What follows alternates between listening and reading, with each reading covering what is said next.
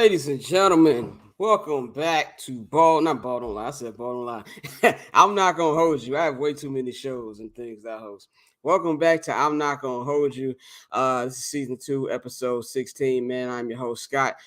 Per usual, you can follow me on Twitter and Instagram at Barberchair Scott. Follow HNB Media, HNB Media TV on Twitter and Instagram. Follow at HNB Media. On Twitter at HNB Media with no TV. And of course, follow the Barbershop Network at Barbershop Net on Twitter and Instagram, man. We got a lot to get into today, man. We got a lot of we're gonna talk about some NBA finals. We're gonna get into a little bit of the NFL talk. We're gonna talk about some the Lakers and everything like that. And of course, I got some words for Mr. Tony La Russa after what we just watched on the South Side between the White Sox and the Dodgers. But when we also have the homie Tony X, he's gonna come on in a minute to talk about what's been going on in NHL. We're gonna talk a little hockey today, man. Get a little Stanley Cup playoff talk cracking. But I want to start off with my sound off, man. My sound off today is really in honor of Mr. Draymond Green, who I am extreme fan of. Draymond is definitely in my top favorite players in the league right now. I just love his energy. I love the shit talking and things of that nature. I love everything he brings to the basketball court. But with that being said, this series ain't it, my boy. It's just not it. He's been playing god awful. And I think the thing about it that is really what I want to talk about is his comment on nostalgia. And it really wasn't just Draymond. It was Draymond. It was JJ Redick said the same thing. A little bit of Richard Jefferson, where they're talking about how players from the 80s and 90s always say stuff like, well, you in my league, or you in my time, you'd have got knocked the hell out trying to get to the basket. And he's basically saying, well, it's always coming from the guys who didn't do that and things of that nature. And I agree with him at first until I heard who the initial comment was from, and that was from former Celtic Cedric Cornbread Maxwell, who was the Finals MVP in 1984, if I'm not mistaken. And basically, that's not a player who was not one of the people who weren't hitting. If there was anybody who was knocking motherfuckers out, Cedric Maxwell was one of them. And it just really goes back to, I feel like this era, a generation of players being a little bit insecure when it comes to when people say about this era, and he said, well, you guys are coming at us like it's just soft all around. This is how the game is played, and both things can be true. I mean, the game is played a different way now, mainly because of what happened back in the day, and also mainly because of the Malice of the Palace. Let's just keep it a buck. Like, the Malice of the Palace changed everything about how the NBA goes about with these games. But it could be people, he said that, JJ Redick said it was part of nostalgia, how we view the 80s and 90s. And yeah, that's part of it, but it's also reality to the point where that game was a little tougher because of how, defense was played back then. I mean, even look at the game now. Do I think the game is more entertaining than it used to be? For sure. I don't miss, 82-75 final scores and things like that. I'm not going to, be nostalgic on that. I grew up in the early 2000s era of basketball, late 90s, early 2000s. That wasn't pretty basketball at all. And I think that, especially that little 5-year gap when Mike retired, the real time, and I say real time, I don't even count his time in Washington, and before LeBron dropped, that was before LeBron got drafted, there was a lot of rough basketball to watch, but it's just really where, that it was true. Things were guarded a little fishy, a little harder back then. And just look at the fouls we've been seeing in this postseason. I mean, it's been foul after foul after foul. They review every fucking thing. And I don't think it's a matter of these players being soft more than the league being soft with how they're letting these players play around. I don't think these players are any more softer than the next generation. But also at the same time, I feel like he got a little disrespectful. Like, he's like, well, their fine would have been $2. And it's like, you got to respect the past. And there's one thing I kind of hate about these conversations with not just basketball, but sports in general, when it comes to like different generations and different eras. That's just how it was back then. It's not how it is now. It doesn't make one better than the other, but it's just like a little bit too much emotion from the current generation, in my personal opinion. Is like, I don't think it needed to go that far. And also Draymond, in my opinion, he's worried about the wrong shit. Like, you need to be worried about what the fuck your team is doing. He's been doing a lot of talking, which Draymond always does. Draymond does a lot of talking, but Draymond usually, backs it up. And I don't feel like he's doing it at this time. And it's actually a perfect segue into our next topic. Well, our first topic, really. We're going to talk about Warriors and Celtics. Game 3 was last night. Game 4 will be tomorrow. back at TD Garden in Boston. And of course, right now the Celtics up 2-1 in this series. Last week, I came up on this show and I said that I didn't think this was going to be a pick'em series. I said that the Lakers, not the Lakers, but the Warriors, were going to, take advantage of the series and win it in 5. And that has not happened. This has been a series. This has been the pick'em series that a lot of the analytic people thought it was going to be. A lot of people out there in the media who love the defense over offense concept. And this is like the Warriors are in trouble. They're officially in trouble. I've been seeing it every game, and this is a series that you're really seeing how small Golden State is. They've just been getting out physical. They've been getting out hustled. I mean, these dudes look dog tired. They look extremely tired early in these games. Like you'll see a lot of them holding on to their shorts and things like that. And it's just like the Celtics have a different gear. They have just a different way they can take it. And the Warriors look like the old team. And also the Warriors are just playing really, really stupidly. They're not the smartest team out there. We know how they don't like to keep their foot on the gas, and as we saw that in game 1, where they blew that big 15-point lead heading into the fourth quarter, where they allowed a 17-0 run to eventually lose that game at home. And just the way they came out in game 3 last night, it was real. Like they weren't, the energy was low, like they didn't care. They came out like it was a game in March, which I just really didn't like. And this isn't a team that you can go out there and just think you can give half-ass energy to and think you win it. This team is for real. They know they're for real. They're smelling themselves now. I believe that the Boston Celtics, before the series, and especially now, I believe that they really can beat the Golden State Warriors. And I feel like the Golden State Warriors, specifically Draymond and Clay. And I wouldn't say like Steph is the only person on this team who I would say I give the most leeway to, because he's been phenomenal. But he also does need to step his shit up in the fourth quarter. I mean, if you can't have 54 points was in the first 3 quarters from him and Clay last night, and then both of them go combined 1 for 7 and score 2 points, that type of shit can't happen. So yes, I do need him to be better at the end of the game, like he, in fourth quarter, like he was in game 2. Right, he didn't even play the fourth quarter in game 2, but I need him to be, full on point, because when the way the rest of his team is playing, he needs to take it up to another level, and that's what franchise players do. That's what superstars do. When your team isn't playing well, you just got to go into that extra gear, and I feel like Steph just didn't do that last night. He started turning the ball over. It's like they took that 1-point lead at the end of the third, and it's like, all right, that's enough for now. We're going to take our foot off the gas, and just something that Boston was able to just really execute on. And defensively, they cooked Steph yesterday. Everybody, every shot that was on guarded by Curry, the Celtics went 10 for 14 on last night. So he was definitely barbecue chicken. And, as far as like just their demeanor, but Clay and Draymond keep talking about, what their history is and what they've done. And we understand y'all have won 3 championships. We understand this is y'all 6th NBA finals. We get all that. But none of that shit matters now. That has nothing to do with the 2022 NBA Finals. There's no bearing. What are you going to do now? You need more consistency from Clay. I need Draymond to give me whatever. And I'm not going to be one of the people who says, oh, his podcast distract him. Yeah, I did tweet something last night like, I hope the Wi-Fi in his room isn't working. But I don't think the podcast is a distraction. But it's just like, bro, you can't be out here talking when you're playing as bad as you are. Like they're legitimately 4-on-5 out there offensively, and that's not going to work, especially against a team that is as defensively sound as Boston is. And Boston's out there scoring too. I mean, I feel like Tatum did a lot of stat padding yesterday, but you got over 15 points total from Jason Tatum, Jaylen Brown, and Marcus Smart last night. And even Al Horford came in with a good game.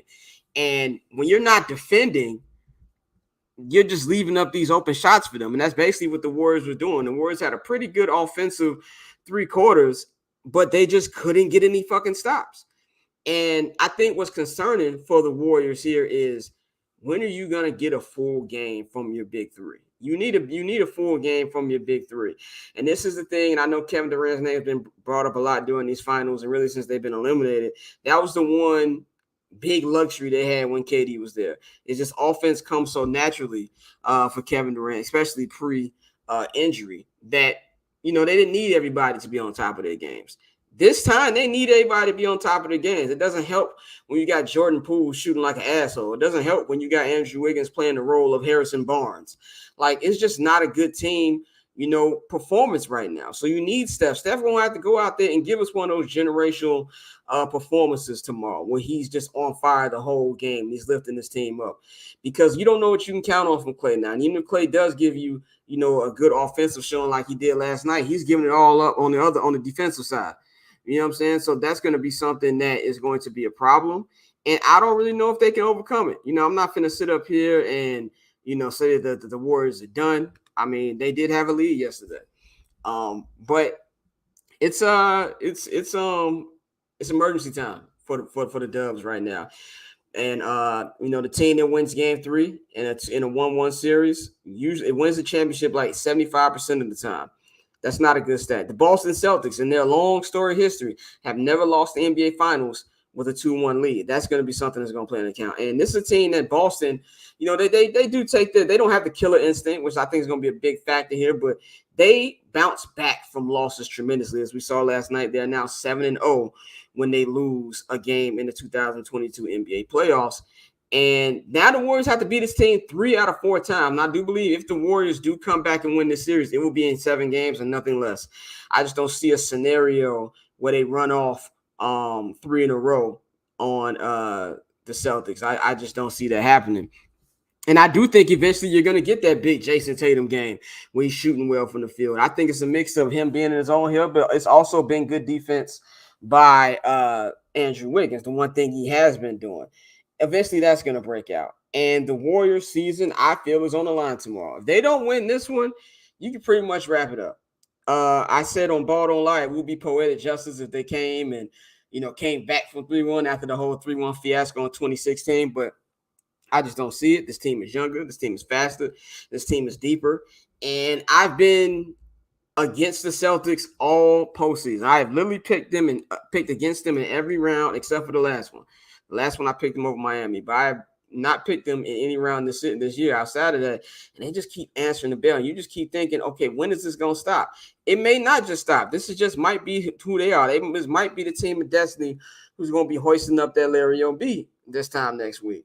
So I really got to see, what the Warriors are going to do. They're a championship team. They have that championship grit, that championship medal to be able to get through tough situations. And they're definitely going to need it tomorrow. And as far as what the Celtics have been doing well, the offensive rebounding yesterday, the second chance points, they had like 24 second chance points.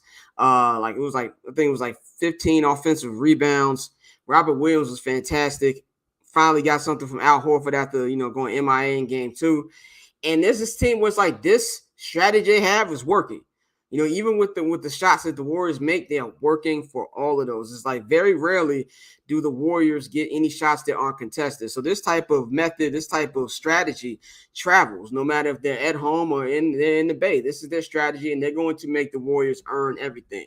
The biggest question here for the Celtics is the killer instinct.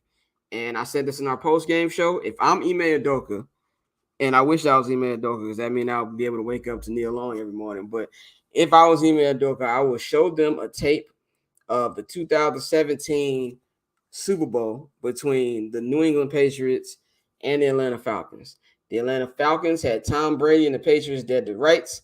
They had the party planned out, and up came the hand out like the Undertaker. You have a chance to put the dagger, the nail in the coffin in the Warriors dynasty tomorrow night, and you better do that. I feel like if they let this series, if they let the Warriors win tomorrow, and it's a 2-2 series with the Warriors grabbing the home court advantage back with 2 out of the next 3 in the Bay Area, the Boston Celtics are in trouble. So I believe that he should treat this like a must-win game, because they have to do this. And that's the type of, intensity I need to see them come out with. We haven't seen them have that type of, energy in the game, in a series all fucking postseason. But if they want to go out there and win that championship, they have to win them all. That's the only chance I give them. I don't feel like they can allow the Warriors to win, because if they do, then I think the Warriors are right back in the driver's seat and right back where they want to have them. It's just been an instant NBA Finals. It's been an entertaining NBA Finals. Even though the last two games were, Tuesday, game 2 was a blowout. Last night wasn't a blowout, but it was competitive up until probably the middle of the fourth quarter. It's been real entertaining, and I feel like this might be the change of the guard. This might be the change of the guard in the NBA. If the Warriors, if the Celtics can actually go out there and win this championship, because then they'd eliminated Kevin Durant. They will have knocked off the best player in the league, and Giannis Antetokounmpo. They had knocked out a top team in the Miami Heat, knocked out the dynasty in the Golden State Warriors. And you look at the other way, like Chris Paul and them didn't make the NBA Finals. They didn't make the conference finals. LeBron and them ain't make the playoffs. It's like all the older guard is starting to go away, and I feel like if the Celtics win this championship, that's going to be the official tip of the cap to the old guard, and really beginning this new era. So I've been entertained. I think it's been interesting, and I'm really interested to see how this is going to play out. How will the Warriors come out tomorrow? They usually answer the bell every time that adversity is knocked on their door, and they got to do that shit again tomorrow. I will pick the Warriors to win tomorrow. I'm not changing my pick. I picked the Warriors in 5. I'm changing that from Warriors to Warriors in 7 now. But I do think Golden State Draymond will finally have a big game, and they'll be able to get that home court advantage back. Let's get into one other NBA note before we switch leagues. Darvin Ham, the Lakers have hired Milwaukee Bucks assistant coach Darvin Ham. He is signed to a 4-year deal, according to ESPN's Adrian Wojnarowski. No money details have been announced, but he had his first press conference early this week in El Segundo at the Lakers practice facility. One Mr. Russell Westbrook was in attendance. There was no LeBron, there was no Anthony Davis, but Westbrook was in attendance. And Darvin Ham, man, I could tell how he got this job. He won me over. He had a lot of the interview points down. He sounded really good, sounded believable. Even for a guy for me who doesn't believe the Lakers are going to be on shit anytime soon. I was like, okay, he kind of sold me. So let's be clear. I think it's a great hire for the Lakers. I think Darvin Ham can be great for them. My only problem with it is I never really felt coaching was the issue with this team. Not to say that Frank Vogel didn't have his mistakes, but Frank Vogel's a really good coach. You know what I'm saying? Frank Vogel has had playoff success. Frank Vogel just led them to that little Mickey Mouse ring a couple years ago. I feel like he had to be the scapegoat for the way that the roster was constructed by Rob Pelinka, and I don't think that's going to change anytime soon because I don't know who the fuck is picking up Russell Westbrook. They're not going to give any more future assets to get a team to put him in. I think Russ being at this press conference and the things that Darvin Ham said about Russ just pretty much signal that Russ isn't going any fucking where. But the problem I have with it is I believe that I just don't want to see a black man being blamed for something that isn't his fault when it comes to how this roster is put together. Now, of course, this is Darvin Ham's first coaching gig. You're going to take whatever gig is offered to you. I understand that. But I just don't think there's just too many other factors beyond the coaching to why the Lakers are in this mess. LeBron is in the twilight of his career. I know he's still playing amazing for his age. For him to average 30 points and to make an all-NBA team, and he's going to be 38 in December at this age is phenomenal. I mean, really the only player in sports that I'm going to be this good this long is Tom Brady. So I got to give him on that. But he still gets hurt a lot. He only played like 50-something games this year, and he's been hurt a lot in his tenure in LA. So that's going to be something that I don't feel is going to change. Anthony Davis ain't never been healthy since the beginning of time. And that's the number one issue. If Anthony Davis is healthy and he's Anthony Davis, that helps like 75% of the Lakers' problems. And also, like I said, Russell Westbrook. I don't think Russ is washed. I don't think Russ is, to blame for this. I don't feel like they're not using him right. I feel like, when LeBron is one of those weird players, and as great as he is, he doesn't really need a quote-unquote point guard next to him because he's going to have the ball so damn much. And defensively, this team was just god-awful. And that's something I do feel that Darvin Ham can bring back to him is that defensive intensity. But it's not like this team is just like a coach or like a Russell Westbrook trade away from being a Western Conference contender again. Like, they didn't even make the play-in, bro. They've got a lot of things to do, and I just don't know if at LeBron's stage in his career, they can get it right in time to get him another championship. But as far as the hiring goes, I like the actual hiring. I think it's a smart hiring. It wasn't, one of those, they went out there and got them an old coach. They go with the young guy. I think, Ime Udoka's success has something to do with it going down the young coach path. And of course, also what you saw from New Orleans with Willie Green, his success, you're starting to see that.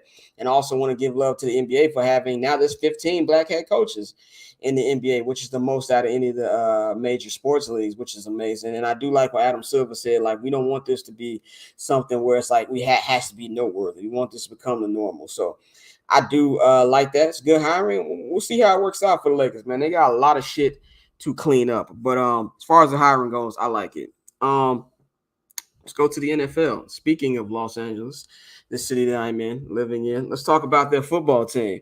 The reigning, defending Super Bowl champion Los Angeles Rams are proving that they are a money laundering front. I mean, it just has to be at this point.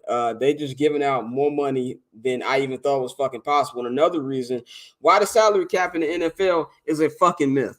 Now, I want to give a shout out to Pat McAfee. He had somebody come on there yesterday, and they did a great job of explaining how, we make the joke that the NFL salary cap is a myth, but really just how you're able to move money as basically all these franchises that have the big money owners who don't give a fuck about spending, like the Stan Kroenkes, like the Jerry Jones and things of that nature. Maybe the new Broncos owners will be doing the same thing. How they get away with shit like this because you're able to move the money into future years. You can use that shit so far down the line. Now, in the words of Mordo from Doctor Strange, the bill comes due. Eventually, the bill will come due. But if you're winning and you're making all these playoff appearances, it doesn't matter. And the Rams did that this week as they add an extension to the best player in football, in my opinion, is Aaron Donald, as he got a $40 million raise over the next 3 years of his deal, which is, 5 years in total. Shout out to him. And then they gave Cooper Kupp the most guaranteed money ever for a wide receiver. And wide receivers been getting paid this offseason. Shout out to Tyreek Hill. Shout out to Christian Kirk, who started the fleecing by the wide receivers. And, of course, shout out to Devontae Adams for all the money they got. But Cooper Kupp signed a 3-year extension worth about $80 fucking million, which is huge for him. He was great that whole playoff run. He was a Super Bowl MVP. He deserves every dollar of that. But let's just look at how much the Rams spent in fucking total this year. Matthew Stafford in total, 4 years, $160 million. Cooper Kupp, 5 years in total, $110 million. Aaron Donald in total, 3 years, $95 million. Bobby Wagner, 5 years, $50 million. And of course, former Bear Allen Robinson for 3 years, $46.5 million.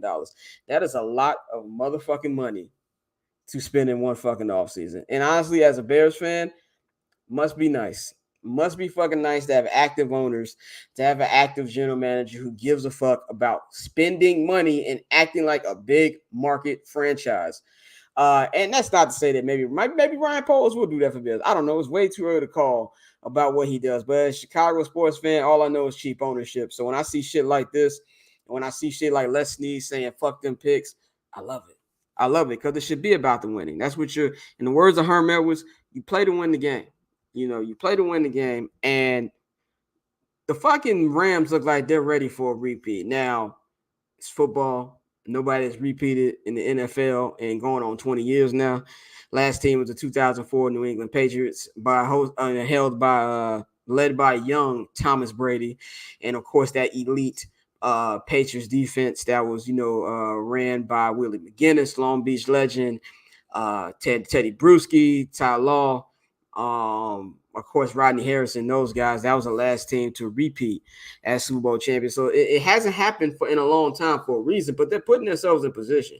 With sports, all you want to do is get as much talent on your team so you give yourself as much chance you can to go out there and win a championship. Now you got a guy like Allen Robinson who's going to have the best quarterback he's ever had in his entire life. He's going to be, out there. He's going to be getting looks, the best, most open looks of his career, because he's going to be out there with Cooper Kupp. He's going to be out there with Van Jefferson. You've got guys like that who are going to be, open majority of the time. And we don't know, maybe Odell will sign back with them. So, and that's really just adds into Sean McVay's scheme. And in that defense, the defense was already elite, but now you got Bobby fucking Wagner lining up behind Aaron Donald. I mean, it's just not fucking fair, bro. It's an embarrassment of riches for every LA team. Like outside of the basketball teams, both of them have been mediocre. But the Dodgers, their fucking stacked lineup. The Chargers got a whip now. And, the Rams. It's an embarrassment of fucking riches. But as you can see, this is how it's going to be going forward. I do wonder how, the Rams winning the Super Bowl is going to change how other teams move around, because our other team is going to be like, fuck it, we'll pay the money up front now, pay a little, minimum cost up right now, and deal with the, the poison pill later on to compete. I mean, you got two franchises going to have to make that decision coming up real soon with actually more than two, but especially these two, because we know these two quarterbacks are generational, and Justin Herbert and Joe Burrow for the Chargers and the Bengals. Those two are going to be coming up their big money extension soon. Are they going to be able to do that? To spend some of that money to keep them and still build a good enough team around them. So that's going to be something that's going to be interesting to watch over these next couple, really over the season. And we're very close to football. I can smell football around the corner, man. I can smell it. It's just good to have back. Training camp is gonna be in a month. Really looking forward to getting all that. But salute to the Rams. I'm not mad that you spend that fucking money, man. I had on this list, as you can see on the rundown. Actually, it's not on the rundown. I don't know why it's on there. We'll fix that. But anyway, on the rundown, I had the state of the MLB on here. And I was gonna talk about that, but I'm just gonna switch it to a little White Sox rep because of what the fuck I just watched these last couple hours between the Chicago White Sox and the Los Angeles Dodgers. A game where the White Sox had a 4-0 lead in the fifth inning, and they gave up a 6-run inning and ended up losing 11-9 and losing this series to the Dodgers because their brain dead fucking manager decided, let me walk Trey Turner in the middle of a count where my pitcher has him on his second strike. Let's walk him to face Max Muncy. And Max Muncy proceeded to send that shit to fucking Navy Pier. Ran around the bases and yelled at the White Sox dugout, you fucking walk him on a 1-2 count. Fuck you, suck my dick. Like, that type of shit is like, first of all, shout out to Max Muncy. I did the same shit too. But this is just a bunch of shit that we're seeing from what's been going on with this team and the lackluster play that we've been seeing this year. They're coming to this season with the highest expectations they've had maybe in franchise history, because even when the White Sox won in 2015, not 2015, 2005. I am so off in these days today. I apologize. In 2005, nobody expected that team to be that good. They really came out of nowhere and really was number one all entire year, which eventually wanted to win in the World Series. But this team came in with all this expectation that just has not met it. And, as we sit here, the 3 games under 500, the 5.5 games out of the division from the first place Minnesota Twins. They're not even in second place. Second place is the Guardians. And then you go into third. Yeah. And when it comes to the third wild card, you're 2.5, 3 out of the wild card. In fact, we're even looking at wild card in a season when we're supposed to be championship contenders is nuts to me. And I just don't understand it. Well, I do understand it. They're trash. And I think that's something the White Sox fans got to accept. I'm not angry about it anymore. I'm at the acceptable phase of disappointment when it comes to this team. They're just not good enough. They're bad baseball team. Bad teams in sports will find a way to lose. And that's exactly what this team did. You can't just pinpoint one problem. You can talk about all the offense sucks. The core is not delivering. That is true. You could talk about the injuries with no Tim Anderson, with no Lance Lynn, with no Eloy Jimenez. Yohan Moncada has been out and out of the lineup. Luis Roberts has been out and out of the lineup. That is also true. You could talk about the manager. He's got awful. But to me, what we really need to look at is the structure of this organization. You need to look at Jerry Reinsdorf, who it pisses me off because he goes up there and says shit like he cares about the White Sox more than he does the Bulls. It don't look like you do.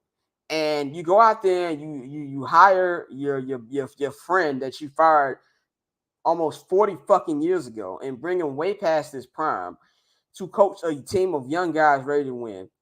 and he goes out there and he coaches like this, and you're not going to fire him because you didn't want to fire him 40 fucking years ago. It's basically equivalent of a dude who let some girl go in his 20s and then he get her back when they're in their 50s, but she done had a couple kids and she not who she used to be. That's who the fuck Tony La Russa is. And it's just malpractice at this point. I don't really know what else needs to be said. And Rick Hahn, the general manager of the White Sox, who's been general manager for a decade now and only has 2 winning seasons, he is also to blame. I don't want to sit up here and hear about how he's got his hands tied behind his back. Jerry won't let him do this. Jerry won't let him do that. Well, if that's the case, fucking quit. Okay, fucking quit and move the fuck on. You built this team. White Sox fans went through 4 years of intentional losing for me to watch some bullshit like I watch right now. It makes no fucking sense. And this is just the shit we see when it comes to Jerry Reinsdorf-led organizations. The job security makes no sense to me. Like, it took forever to get John Paxson and Garth Foreman out with the Bulls after their little, decade and a half reign of terror, damn near 2 decades of reign of terror over there. And we're seeing the same shit here. Like, it shouldn't be this fucked up. It shouldn't be this bad for this team. And for any other organization who actually has any fucking sense, they get rid of Tony La Russa after the shit we saw today. And then up there, he goes up there with that real arrogant response, acting like we're the ones who's tripping about you walking Trey Turner to bring in motherfucking Max Muncy. Like, and he said, well, if he hits it, I'll walk to the lake. You should walk to the lake from walking him. Like, what the fuck? And the fact that this front office, the organization in general, is just going to let this just happen is ridiculous. And this team might still make the playoffs. This is a god-awful division. If we were in any respectable division, we'd have been out of this a month ago. But we play in the AL Central. I don't feel like the Twins are that good. And the Twins' second half schedule is hell. And the White Sox schedule is easy. But the White Sox ain't been beating the teams they need to beat, so I don't really know how easy it really is. They can still make the playoffs, whether it's division or the final wild card. But they're not doing shit in the playoffs. They'll be in the playoffs October 2nd. They'll be home before the 6th. And for that type of shit in year 3 of the window now, in the window, and I put that in air quotes because it's really not even a fucking window. You've won two playoff games in 3 years. That is fucking ridiculous. That type of shit is annoying. And you would think after the way that this team got not just eliminated in the playoffs last year, they got embarrassed by the Houston Astros, that Rick Hahn would have came into this winter with a plan to actually make this team better, which he didn't. He ran it back, and he brought back a second baseman who's just got awful in Josh Harrison. Like, you keep getting these little old washed dudes or dudes, at the intel in the career, hope you can catch lightning in a bottle. Why the fuck Lurie Garcia got that contract because he hit a little dumbass home run after the series was over makes no sense to me. And I'm all for my black people being mediocre and making money. But let's be real. If you put me out there at second base right now, I don't know if my production is that much different from Josh Harrison. It's that fucking bad. And on top of that, you got your players who aren't stepping up. I'm not finna, put the players in, not blame them. Yasmani Grandal, you're the highest paid player on the team. Would you like to hit a baseball every now and then? I love Jose Brady to death. He's one of my top 5 favorite White Sox. They might be trying to take his old ass out back. It's time to get rid of him. You got Andrew Vaughn, who is one of the best young hitters in baseball, who plays first base. Why don't you put him at first base and instead of having outfielders in the fucking, non-outfielders in the outfield? It makes no fucking sense. Yohan Moncada, Eloy Jimenez, y'all are just a thought at this point, a vision at this point, because y'all ain't producing on the field. And you put all that shit together, you got the shitstorm that you have right now. So that's just really how I feel about that. And that's all I got to say about that, man. So we're going to wrap this up. We're going to come back in a second. We've got my guest here, my man Tony X. We're going to get into a little bit of NHL. We want to talk a little Stanley Cup, man. So let's get into it.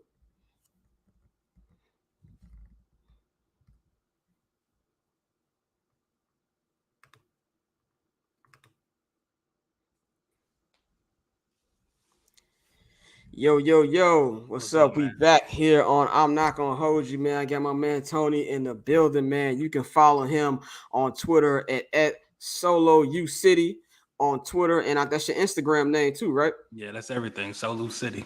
Yes, sir, man. Thank you for joining me on here today, man. I see you got the Kyrie thing in the background, so you are a Celtics fan too.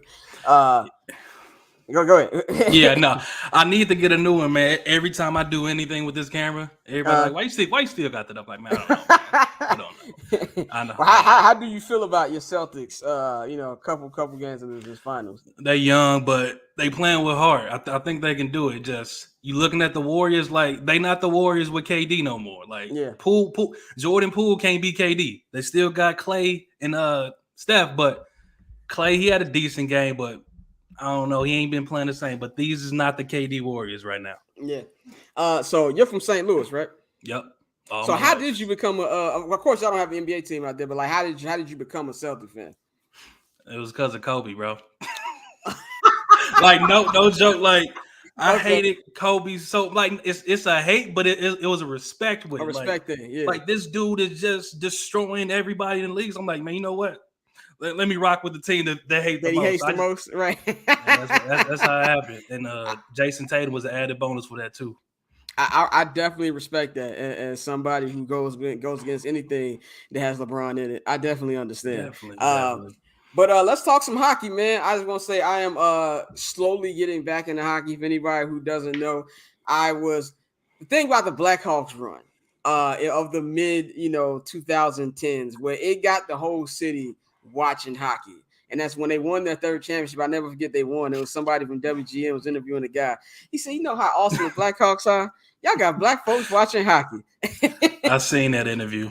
Yeah, and I was like, so ever since they became ass, and then of course the whole little scandal that we won't get into happened. Yeah. I just really haven't been watching. But I've been slowly getting back into it. Been watching these conference finals. They've been really entertaining. Now your story about how you got into your NHL fandom is an interesting one. I know you probably told the story a couple of times, but for our viewers, can you enlighten us on how you became such an NHL guy? Basically, I never watched a sport in my life. I was looking for a Cardinals game, so they had Cardinals games on the same channel, but this time it was a Blues playoff game. So I'm like, what channel? What the hell? Where's this Cardinals game? So I started watching it. I'm just looking at it. And back then, like I had maybe like 2,000 followers. Nobody on my timeline watched hockey. So I'm just tweeting about it. It's, this shit is lit. Like, this is crazy. Like, like white people have been hiding this shit from me. Like, I've never watched hockey before in my fucking life. Yeah. It was the Blackhawks game 7. So at that point, like I had so many Blackhawks fans in my midst just talking shit. Like I've hated the Blackhawks since that damn night, man. Yeah, man. And so like, and just like, I feel like your whole interaction just kind of like blew up. Like everybody started following you. Your follow account went up. You got a verified check. Started doing stuff with the NHL. What's some stuff that you've been doing with the league since then? I know you went to Winter Classic. Just kind of explain like the relationship you had with the league since then. I mean, basically, just I wouldn't call it a quote unquote. I'm not basically an influencer for them, not like technically, but if they want me to like go to Winter Classic, I do some stuff for Bleacher Report. We had the All-Star game here. Just trying to build the brand for the NHL. Like I'm not like on a payroll, but like I'm not working side to side with Gary Bettman or nothing. But I'm just trying to grow the brand with him too. That's fire, man. That's definitely you got a chance to. You went to John Hamm, right? And John Hamm knew who the hell you were. How did that go? We in Minnesota. First of all, it's like negative 15 degrees. I'm just I'm at the bar. Yeah. I'm looking. I'm drinking. I see a dude like I knew John Hamm was he's a Blues fan, right? So I'm looking over there like that dude like John Hamm. I go on about my day. I'm drinking. I hear a Tony. I look over. Is John Hamm scream like, how the hell do you even know? First of all, how do you even know me, bro? Like, right? Because he has social media, but he doesn't have it. Like, he's low key out here. I'm like, man, I've been following your story, man. I love the tweets, blah blah blah. Like that was it was a top moment in my life. Like John Hamm, who was great in Top Gun. If anybody has not seen it, I still got to see that. I still got to see it next week. I've been moving slow on that. No, that movie. It might be one of the best movies of the year, like real time. Definitely got to check that out, man. That's definitely dope. But let's talk about these conference finals, man. They've been real entertaining to me. Right now, we got the Colorado Avalanche. They're waiting for who they're going to face in the Stanley Cup Finals, which kicks off on the 18th. And they just won the West Conference by sweeping the Edmonton Oilers and Connor McDavid and all them out there. He just has like such a dominating playoffs, and then they just really just kind of got dusty. What's your thought on that series? And like, did you see them, getting eliminated that quickly? Yeah, like like Connor McDavid is the Mike Trout of the NHL. Somebody needs to save this man and get him out of Edmonton. Like this dude, he'll put up 50, 60 goals every year, but they lose. I'm surprised they even made it this far. Avalanche, they a dog. Like the Blues lost to them. I mean, our goalie got hurt, but Avalanche, they are the best team, I think, right now, but I don't think they're gonna win. Okay. I'm thinking it depends on who comes out of this series, either the Rangers or the Tampa Bay Lightning. I think the Tampa Bay Lightning's gonna three-peat. Like I feel like they kind of strong, and the thing about with them is like when we beat them in 2015, and Stamkos was on there still too, and I was like, oh damn, it was like a nice little story for them, you know what I'm saying, for them to make it here, and go against Goliath, and lose. But I didn't see this coming. They won. The little bubble year, I think it was, and last year, now they back at it. And I got a lot of New York homies, and everybody was planning their parade route. And I was like, look, I know I've been out the loop hockey wise. One thing I do know, these motherfuckers always come back. Yeah. So what's your thoughts on like their whole season and why you think they're going to 3P? First of all, they got like, it's hard because the Rangers got a good goalie, but their goalie Vasilevsky, he's been playing amazing. Like he's been the centerpiece to the whole Tampa Bay Lightning team. He's won it. He's been there. He's won it twice in a row. It's hard. I can't. They about to play in about 20, 30 minutes, so you need to watch it once you get done. I'm definitely going to turn it on. But they just got the experience. I think experience, like if you good and you got experience, you've been there before, I think you could do it again. That's what it is. Yeah, experience definitely plays a part too in that, something that the Warriors need to watch. Because that's true. My light-skinned brother Steph is gonna have. I know my phone gonna be ridiculous at the Warriors. He out there fighting though. Like I don't know what Draymond doing. That's out there fighting, man. He out there fighting for his life. But now the Rangers. So the Rangers have like had this incredible run. They've won 2 Game 7s in the last 2 rounds. Took a 2-0 series leading this, and now they're back home at MSG for this game tonight. What you think about their run and like just the whole season they've had? I know they've got my man Breadman, former Chicago Blackhawk. He was in our rookie class. Him and Patrick, he was Patrick Kane's rookie. So I'm like to see what he's doing over there. But what's your thoughts on the Rangers? I mean, honestly, like with the run they have, like they shouldn't be here. So I can't it's like a team that shouldn't be here for this many times. Like they could have lost in the first round and the second round, but they still here. Like they could be a team of destiny, but to get past them Lightning is gonna be hard. Like Shesterkin, their goalie, he's been playing amazing. They good, but they haven't been here before, so I don't know if they can get over that hump of the Tampa Bay Lightning. Yeah. And so here's a question I have for you for me, because like for somebody who's like slowly trying to get back in hockey, what's your advice for Black people to watch more hockey? Because I actually do. Stanley Cup playoffs is something that will have you on the edge of your seat, especially if you're fully invested. I mean, it's hard to say because like even like I was them. Like I didn't start watching this sport until I was 26 years old. Yeah. Like it's been like 5 years because we don't grow up with it. We got football, we got basketball. Something a little bit of baseball. Depending on who you grow, it's like 5 of us who like baseball. It depends on where you at, but it's gonna take some time for Black people to get into. I mean, if you don't grow up with something, you don't care. I mean, that's just who I was. I mean, I didn't like I see the highlights. Okay, I don't care about this sport. Right. It's just gonna take time. That's all it is. You gotta, because one, I mean, it's expensive as hell to play. Like, it's just gonna take time. That's all it is. Yeah, it's definitely expensive. Really, all them sports is not like football and basketball. Basketball you gotta do is pick up that joint, go outside and hoop. And that's the same thing with like trying to get more Black kids into baseball. Like love baseball. It's like my second favorite sport, but it's like people look at me like, you watch baseball? It's so boring. I like going to the games. It's like, it's just more about, trying to get people to see the other side of it. And the same thing with hockey. Like, hockey is a dope-ass sport. It's just when the Blackhawks started sucking, I was like, I don't care anymore. But, like, these playoffs have been good. These playoffs have been pretty entertaining. So, give us your Stanley Cup prediction. You said you got Tampa, but, like, how many games and how long you think the series is going to go? Give me Tampa Bay Lightning over the Colorado Avalanche in 6. And 6. Okay. 6. Nice little competitive series. So now I'm of course I'm out to lose. Who has the home ice in that one? I think Avalanche got it. Period. Okay. Yeah, the Avalanche. I don't know how many points they had, but they almost ran the President's Trophy, which is whoever has the highest points, they get home field advantage, well, home ice advantage to the whole thing. But yeah, Avalanche will. Yeah, I remember when the Blackhawks won that like 10 years ago, a long time ago. One last thing before we get you out of here, man. Of course, you're a Cardinals fan, right? Definitely. So that's one thing we have in common is our hate for the Chicago Cubs. Oh, yeah. I can't stand those motherfuckers. But I know I don't having a good hearty laugh at my team now, but it's whatever. What's your feel on the season? Of course, y'all, got Albert Pujols back for his, his retirement run. You guys just had a tough series here against the Rays. How you feel about the season and what y'all been doing? We need some pitching so bad. We need some pitching so bad. I mean, I'm liking the walk off with the Pujols. I think Yachty gonna be going and Wainwright, like they all doing a victory lap right now. I just want to see Pujols get 700. I mean, he's close. Like we need that, but I mean, we just need some pitching. The bats are there. The offense is there. It's just we need some pitching badly. So hopefully they make some moves and do something for this trade deadline.